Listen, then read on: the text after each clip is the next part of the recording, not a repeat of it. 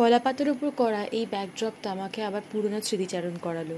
কাজটা বেশ কয়েক বছর আগের করা, তখন নতুন নতুন কাজ করছি। তখনের দিনগুলো মনে করলে মনে পড়ে যায় খাটনিগুলো। না, খাটনি আজও কোনো অংশে কমেনি। আমার তো মনে হয় পরিধি যতটা বড় হয় তার খাটনি ততটা বেশি বাড়তে থাকে। তখনকার এই সময় কলাপাতার এই ব্যাকড্রপটা প্রচণ্ড প্রচণ্ড ভাইরাল হয়েছিল, এখনও বোধহয় হয়।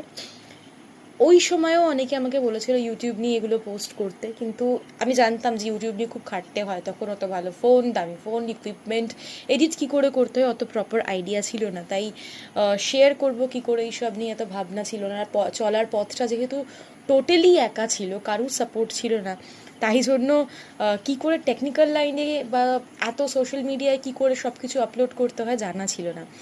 আজকে বহুদিন পর আমার গ্যালারি ঘাঁটতে ঘাঁটতে খুঁজে পেলাম। দেখো, তোমরা জানিয়ে বলো কেমন লাগলো, আর ভালো লাগলে সাবস্ক্রাইব করতে ভুলো না।